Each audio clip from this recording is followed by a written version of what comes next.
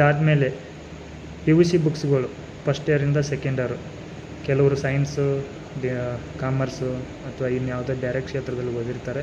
Competition exam ಅಂತ ಬಂದಮೇಲೆ ಈ ಪಿ ಯು ಸಿ ಬುಕ್ಗಳು ತುಂಬ ಇಂಪಾರ್ಟೆಂಟ್ ಆಗುತ್ತೆ. ಯಾಕಂದರೆ 6th-ಇಂದ 10th ಕಮ್ಮಿ ವಿಷಯ ಇದ್ದರೆ ಪಿ ಯು ಸಿಯಲ್ಲಿ ಸ್ವಲ್ಪ ಜಾಸ್ತಿ ಇರುತ್ತೆ. ಹಾಗಾಗಿ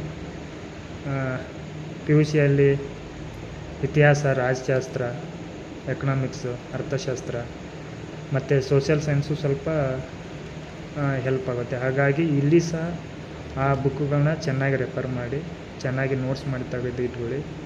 ಅದಲ್ಲದೆ ಕನ್ನಡ ಮತ್ತು ಇಂಗ್ಲೀಷ್, ನಾನು ಯಾಕೆ ಪದೇ ಕನ್ನಡ ಮತ್ತು ಇಂಗ್ಲೀಷ್ ಹೇಳ್ತೀನಿ ಅಂದರೆ, ಮುಂದೆ ನೀವು ಯಾವುದೇ KS ಮೆನ್ಸ್ ಎಕ್ಸಾಮ್ ಆಗಲಿ ಅಥವಾ PSI ಎಸ್ಸೆ ರೈಟಿಂಗು ಅಥವಾ ಟ್ರಾನ್ಸ್ಲೇಟು ಅಥವಾ ನೀವು ಬೇರೆ ಕಡೆ ಇಂಗ್ಲೀಷ್ ಯೂಸ್ ಮಾಡೋದಕ್ಕೆ, ಕನ್ನಡ ಯೂಸ್ ಮಾಡೋದಕ್ಕೆ ತುಂಬ ಹೆಲ್ಪ್ ಆಗುತ್ತೆ. ಹಾಗಾಗಿ ಈ ಗ್ರಾಮರ್ ಬುಕ್ಕುಗಳನ್ನ ಗ್ರಾಮರ್ ಮತ್ತು ಚೆನ್ನಾಗಿ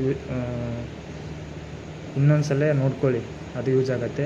ಅದಲ್ಲದೆ ಸ್ಪೋಕನ್ ಇಂಗ್ಲೀಷ್, ಇದರ ಒಟ್ಟಿಗೆ 1 hour ನೀವು ಯಾವುದೇ ಕಾರಣಕ್ಕೂ ಮಿಸ್ ಮಾಡದೆ ಸ್ಪೋಕನ್ ಇಂಗ್ಲೀಷನ್ನು ಯೂಸ್ ಮಾಡಿ. ಯಾಕಂದರೆ ಇವಾಗ ಶಾಲೆಯಲ್ಲಿ ಮಕ್ಕಳು ಹಚ್ಚಕ್ಕೆ ಹೋಗ್ಬೇಕಾದ್ರು ತಂದೆ ತಾಯಿ ಇಂಗ್ಲೀಷ್ ಬರುತ್ತಿಲ್ಲ ಅಂತ ಕೇಳ್ತಾರೆ.